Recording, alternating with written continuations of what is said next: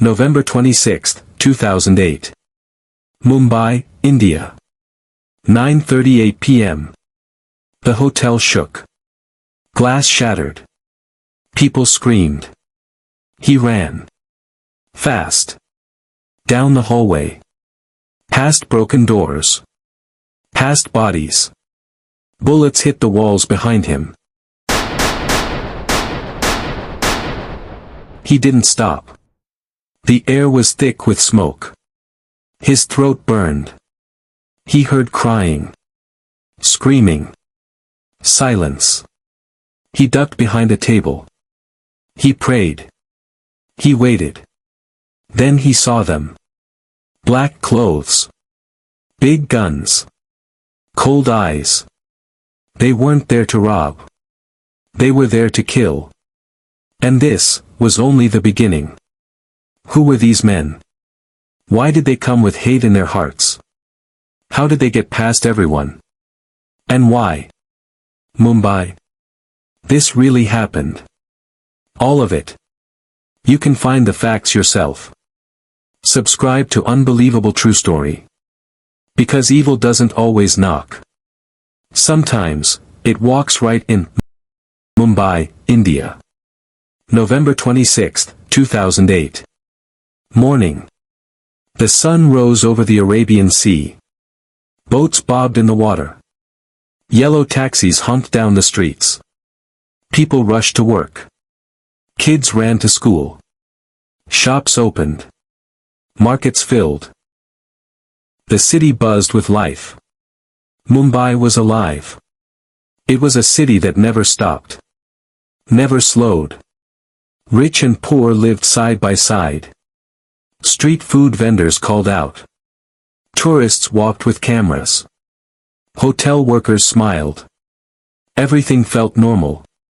No one knew that by nightfall, this city would be on fire. Far away, across the sea, 10 young men were getting ready. They weren't tourists. They weren't workers. They were soldiers of death. They were trained to kill. Taught to hate. Prepared to die. They came from Pakistan. From a group called Lashkar-e-Taiba. It means, Army of the Good. But what they were about to do, was pure evil. Each man had a target. A job. A route. Some were told to attack a train station. Some were told to attack a hospital. Others were told to take hostages in hotels. They carried AK-47 guns. Hand grenades. Phones. GPS maps. They were told not to leave alive. They smiled. They wanted to be martyrs. They wanted to be remembered. At 8. 10 men stepped out. Wet. Cold. Quiet. No one saw them. They walked like shadows through narrow alleys. Split into groups of 2. All heading toward their targets. Each step was planned. Each second, timed. Mumbai was about to face its darkest night. At 9:20 p.m., 2 gunmen entered the busy train station. Their names, Ajmal Kaisab and Ismail Khan. They looked like regular men. Young. Calm. They had backpacks. Inside the station, over 1,000 people waited for their trains. Mothers held babies. Workers chatted. Tourists looked at maps. Then came the sound. Guns. Automatic. Loud. Endless. People screamed. They didn't know what was happening. They ducked. Ran. Hid under benches. Others froze in fear. Blood spilled across the floor. Bodies dropped. The station had CCTV cameras. Footage showed Kaisab walking with a gun in each hand. Calm. Cold. No fear. Just killing. They moved slowly. Firing. Reloading. Laughing. Over 58 people were killed in just 15 minutes. And they weren't done yet. While the train station was under attack, another pair had reached Leopold Café, a famous tourist spot. Backpacks. Guns. It was full of people. Locals. Tourists. Waiters carrying food. At 9:40 p.m., they opened fire. Panic. Screams. Broken glass. Blood on the walls. 8 people were killed in minutes. Many more were hurt. Then, the attackers left. Calmly. Like nothing happened.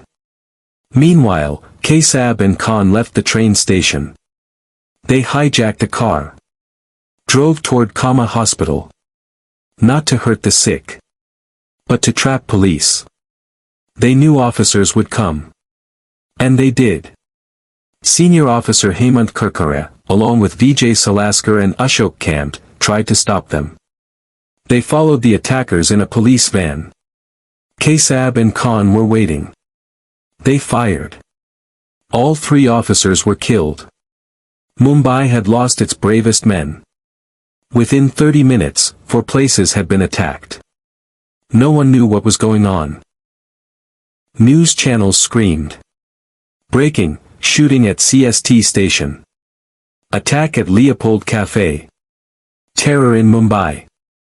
Sirens wailed. Roads were blocked. Panic spread. People locked their doors. Parents hugged their kids. No one felt safe anymore. 2 attackers walked into the Grand Oberoi Trident Hotel. They shot the guards. Entered the lobby. Guests ran. Staff hid behind desks. They moved room by room. They asked guests for their passports. If you were American or British, you were shot. If you were Jewish, you were tortured. They took hostages. The hotel was no longer a place to sleep. It was now a war zone. This hotel was Mumbai's jewel. Over 100 years old. Elegant. Grand. A symbol of India's pride. 4 men stormed in. They threw grenades. Set fires. Took hostages. The dome of the hotel, the most beautiful part, was soon burning. People trapped inside sent texts. We're hiding in the kitchen. Gunshots everywhere. Please help. Tell my family I love them. For 60 hours. Yes, 60 hours, the Taj Hotel would be under siege. A small house in the city. A peaceful place. A home for a rabbi and his family. 2 gunmen broke in. They took the rabbi, his wife, and 4 others hostage. They placed bombs around the doors.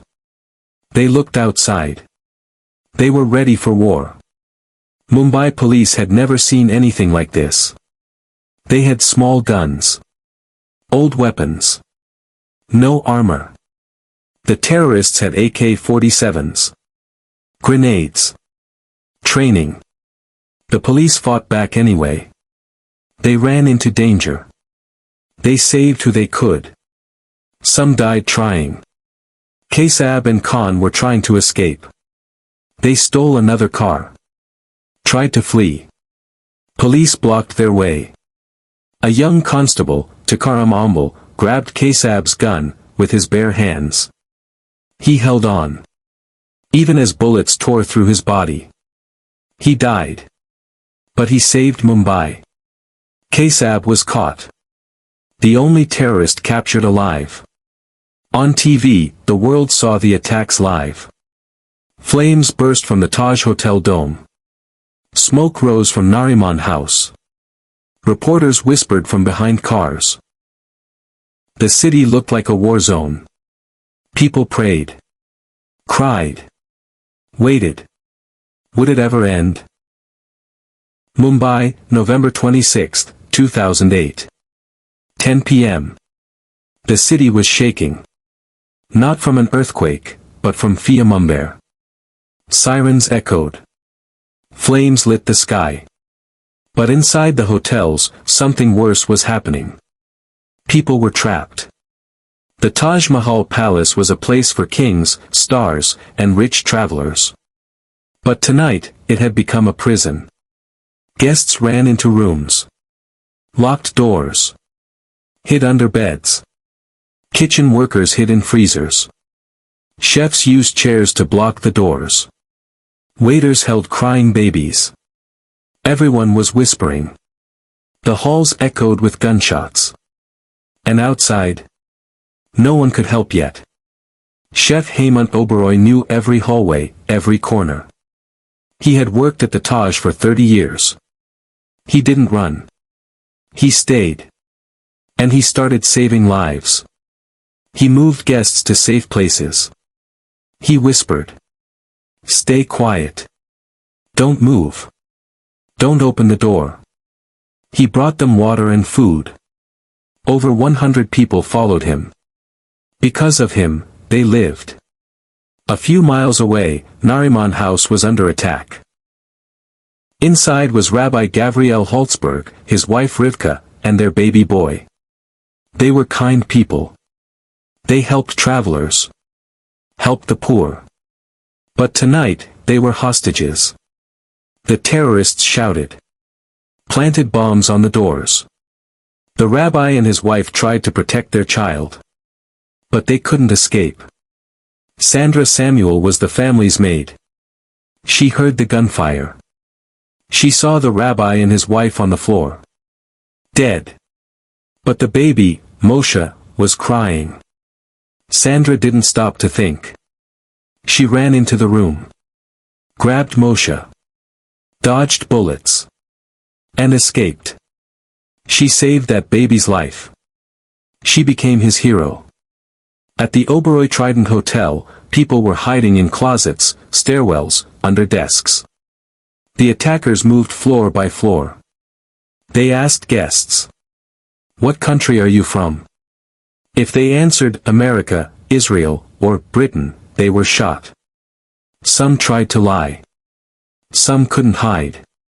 One couple, both doctors, hid in a small linen room. For 2 days, they didn't eat.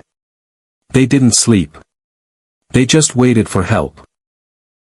Back at Kama Hospital, Arun Jadhav had survived a police van shooting. He was shot twice.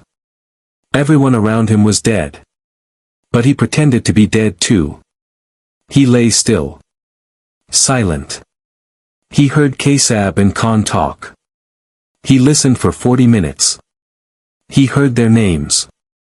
Their plan. Later, he told the police everything. His silence saved lives.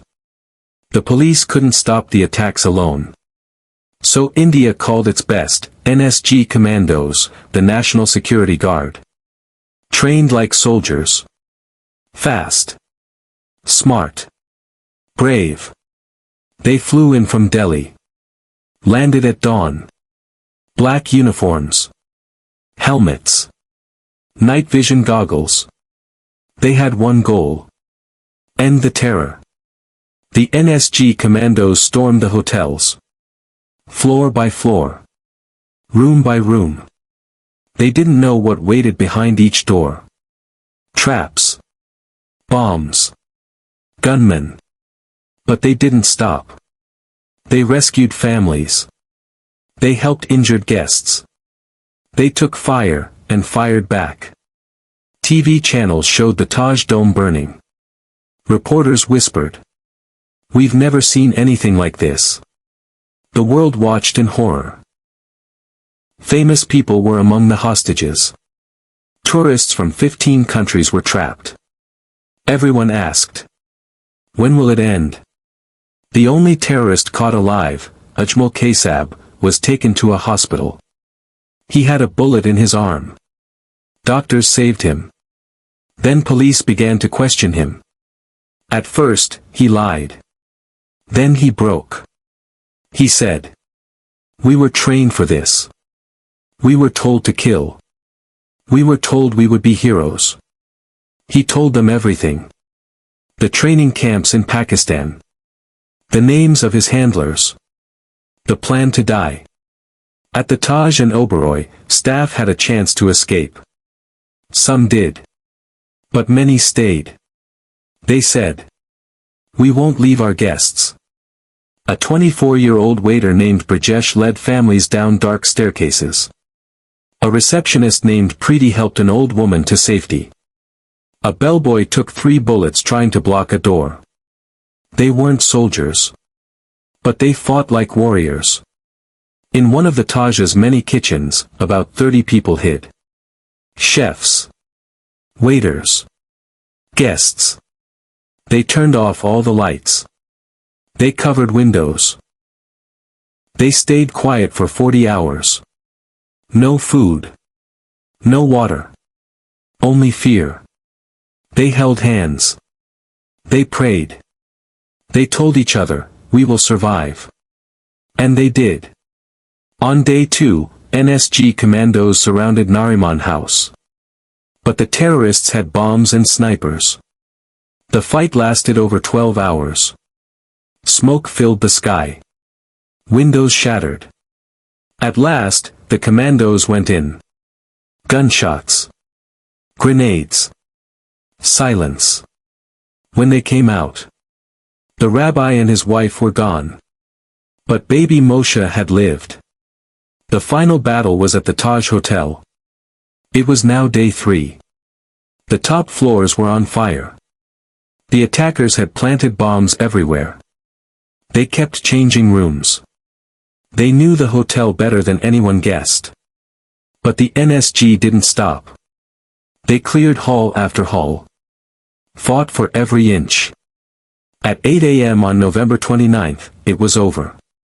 The siege had lasted 60 hours. More than 170 people were dead. Over 300 were hurt. 10 terrorists had brought one of the world's biggest cities to its knees. But Mumbai did not break. December 2008. Mumbai. The fire was gone.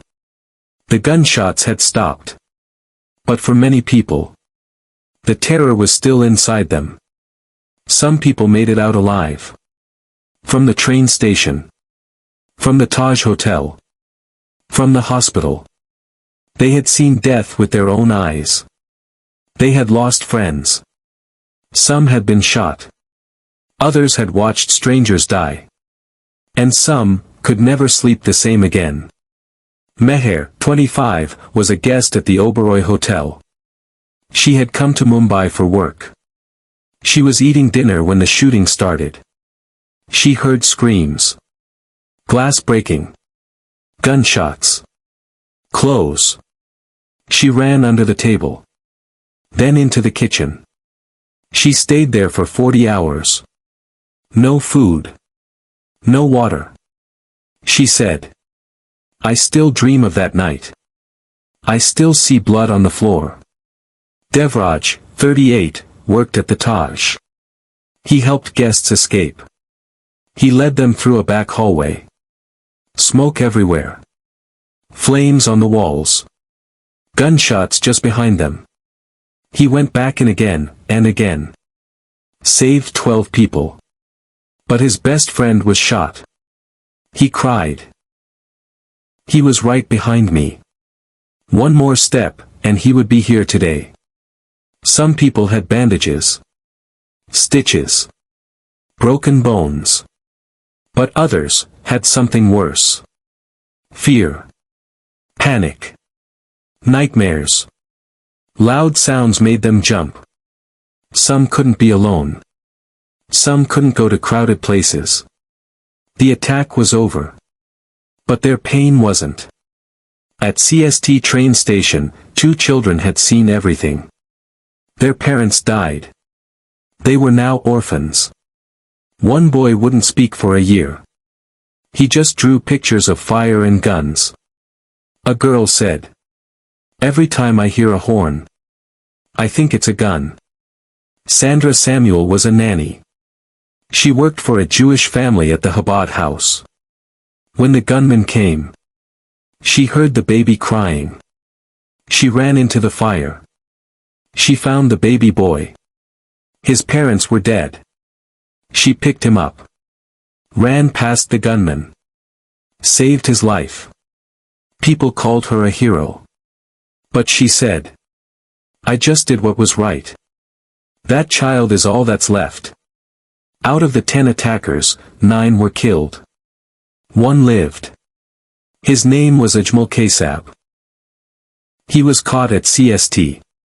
He was just 21. He had a gun in his hand. He had killed dozens. But now, he was afraid. He begged for help. He cried, "I don't want to die." India was shocked. They asked, how could someone so young become a monster? People watched as he stood in court. He looked down. He gave details. Said where he trained. Named the people who sent him. He was sentenced to death. But before that, India wanted answers. People asked, why did they do this? What did they want? Why did they choose us? The truth was dark. These young men were trained to hate. They were told lies. They were promised heaven. They didn't even know the people they killed. Every year after the attack, survivors meet. At the gateway of India. At the train station. At the hotel. They hold hands. They light candles. They tell stories. They say names of the lost. They cry. But they also say, we are still standing. The promise of justice. India promised to stay alert. To protect its people. To never forget. Some survivors became public speakers. Some became trauma counselors. They turned pain into purpose. One said, if I can help just one person heal, my wounds have meaning. Many countries had lost people in the attack. America. Germany. Canada. Israel. They too mourned. And they too promised. We stand with Mumbai. After November 26th, India changed. More security. Faster response teams. More cameras. But still, the fear stayed. Because the truth is, evil can strike any time. And healing takes time. This is not fiction. These names are real. These tears were real. You can look it up. This is the true story of what happened in Mumbai. 1 year later. A little boy sits on a bench outside the Taj Hotel. He holds a photo of his parents. He's just 5. A candle burns beside him. People walk past. Some stop and cry. Some hug him. And the boy says, I remember their smiles. Not the guns. Mumbai still stands. The hotels are open. The trains run. The people live. But they never forget. Not what they lost. Not who they became. Have you heard this story before? What would you have done that night? What would you have lost? This is a true story. It happened in the heart of a city full of life. And the scars are still there. Subscribe now to @Unbelievable True Story. Because every week, we share real stories like this. Stories that are hard to believe. But impossible to forget. Watch the next video on your screen. Or explore our full list of real crimes and true mysteries. Because the next story might be about someone like you.